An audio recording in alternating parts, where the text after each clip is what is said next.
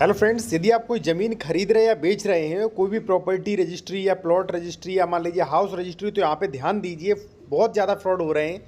देखिए यहाँ पे साथियों, आप देख सकते हैं कि यहाँ पे एक व्यक्ति ने डबल डबल रजिस्ट्री कर दी। जैसे मान लीजिए यहाँ पे आप देखेंगे रजिस्ट्री संख्या जो है 2307, वो रियाजुद्दीन ने जो है वो 28 नंबर प्लॉट की गाटा संख्या 38 में राजकुमार नरेश कुमार सन ऑफ राजकुमार को की थी। लेकिन फिर इन्होंने यही रजिस्ट्री आप देखेंगे रजिस्ट्री संख्या 5440 रियाजुद्दीन ने देवेंद्र कुमार को कर दी प्लॉट संख्या 28 और गाटा संख्या 36 की, यानी कि एक ही ज़मीन दो बार बेच दी गई।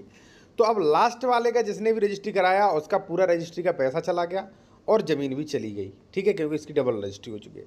इसी प्रकार से साथियों आप देखेंगे, ये देखिए इसका एक व्यक्ति का दाखिल खारिज नहीं हुआ, दाखिल खारिज बाद में पत्रावली पूरी कैंसिल कर दी गई। यहाँ पे देखिए साथियों, एक व्यक्ति ने अंश से अधिक विक्रय कर दिया है, ठीक है। अब म्यूटेशन होगा कि नहीं, क्योंकि उसका स्वामित्व बचा नहीं। इसी हिसाब पे इसी बेसिस पे दाखिल खारिजी भी उसका पत्रावली निरस्त हो गई और सारे पैसे और जमीन भी चली गई। कैसे? यहाँ पे आप देखें श्री नायब तहसीलदार महोदय जेवर, ठीक है, आदेश दिनांक लास्ट में देखिए यहाँ पे लिखा है अमित कुमार बनाम इंतजार में सह खातेदारक इंतजार पुत्र मुस्ताद खान पर शून्य अंश होने के कारण निरस्त किया जाता है। इसी प्रकार जब आप ऊपर वाला देखेंगे तो उस पर भी लिखा है विक्रेता द्वारा अपने अंश से अधिक विक्रय किया गया है। इसके पश्चात कोई भी विक्रेता का स्वामित्व विक्रय शेष नहीं बचता है, इसलिए जिसने जमीन खरीदी उसका दाखिल खारिज भी नहीं हुआ, यानी कि इनका भी पैसा पूरा वेस्ट। अब हम बता रहे हैं एक सबसे बड़े फ्रॉड के बारे में, जो कि 20 साल पहले हुआ था और आज जमीन जो है वो राज्य सरकार में निहित हो गई है। साथियों मैं आपसे एक चीज़ और कहूँगा, यदि आप कोई भी कानूनी सलाह लेना चाहते हैं, ठीक है, या आप कोई ज़मीन खरीद रहे हैं और आपको बहुत ज़्यादा जानकारी नहीं, आप उसके डॉक्यूमेंट्स चेक करवाना चाह रहे हैं कि ज़मीन कोई विवाद तो नहीं, किसी भी प्रकार का कोई धोखाधड़ी तो हमारे साथ नहीं हो सकती, तो आप वो भी चेक करवा सकते हैं। कॉन्टैक्ट नंबर हमारा वीडियो के डिस्क्रिप्शन में दिया गया है।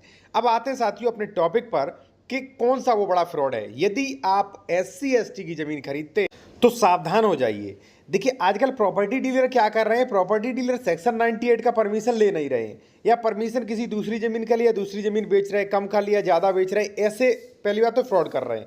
ले भी लेते हैं तो वो, दूसरी बात, कई बार प्रॉपर्टी डीलर आपसे कहेंगे या एडवोकेट्स आपसे कह देते हैं कि भाई ये तो आबादी में ज़मीन हो गई, इसका क्या दाखिल खारिज कराना, आप ज़मीन खरीद लीजिए, ज़मीन की रजिस्ट्री कैंसिल हो जाएगी और राज्य सरकार में निहित हो जाएगी। चाहे कितनी भी पुरानी ज़मीन हो, कोई भी कार्रवाई कर दी फिर भी कैंसिल हो जाएगी। अब कैसे, वो देखिए, ग्राम सरसा, ठीक है, बक्सी का तालाब, जनपद लखनऊ, खतौनी संख्या 1424 1429 फसली के खाता संख्या पर पूर्व पारित नामांतरण आदेश, यानी कि पहले नामांतरण किसी ने दाखिल खारिज कर लिया था, ठीक है, 2020 में, निरस्त करते हुए भूमि राज्य सरकार में लगाए जाने हेतु सेवा में आख्या प्रेषित किया जाए, आदेश दिनांक का आकलन हो, ठीक है।